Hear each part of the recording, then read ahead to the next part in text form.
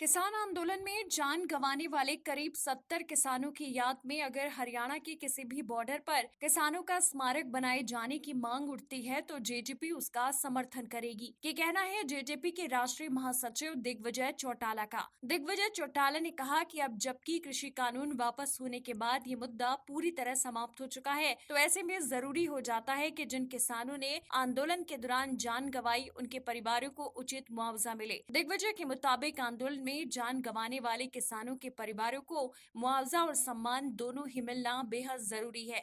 सम्मान केवल शहीद स्मारक बनाकर ही मिल सकता है। दिग्विजय चौटाला झज्जर में 9 दिसंबर को जेजेपी के स्थापना दिवस पर होने वाली प्रदेश स्तरीय रैली की तैयारियों की समीक्षा करने और कार्यकर्ताओं से रूबरू होकर उनकी ड्यूटियां रैली के लिए लगाने के लिए नुकसान हमें अगर हो रहा था, आप ये मानते हैं, तो फायदा भी हमें ज्यादा होगा। जिसको नुकसान ज्यादा हो रहा हो, फायदा भी उसको ज्यादा होगा। हमें बिना वोट डाले, बिना समर्थन किए, बिना वहां खड़े हुए उसका खामियाजा भुगतना पड़ा। हमें अपनों का विरोध सहना पड़ा। जो हमारे अपने थे वो हमारे सामने खड़े होकर मुर्दाबाद के नारे लगा रहे थे। मुर्दाबाद के नारे को हमने उनका आशीर्वाद स्वरूप हार समझ के अपने गले में डाला। हम पीछे हटे, हम कहीं उनका कॉन्फ्लिक्ट में नहीं हुए।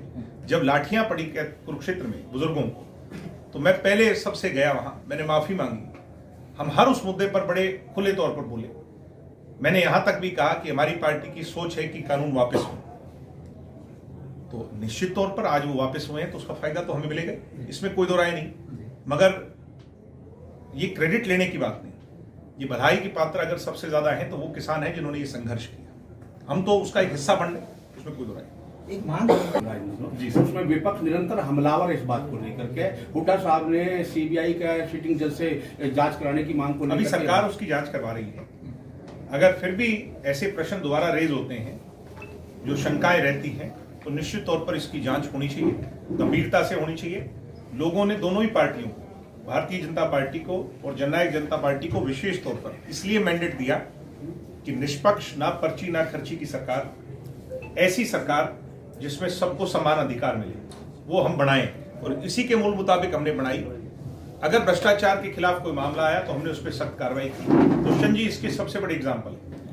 आपने देखा होगा कि सरकार बनते ही दुष्यंत जी ने अपने महकमों की सफाई की, और इस हद तक की कि बहुत से लोगों के पेट में दर्द हुए। एचपीएससी की और इस तरह की स्टाफ सिलेक्शन बोर्ड की जहां तक बात है, इसमें पारदर्शिता इतनी ज्यादा होनी चाहिए कि आने वाली पीढ़ी जो है वो इस बात को बहुत बारीकी से देख रही है कि हम कैसी सरकार खोजें।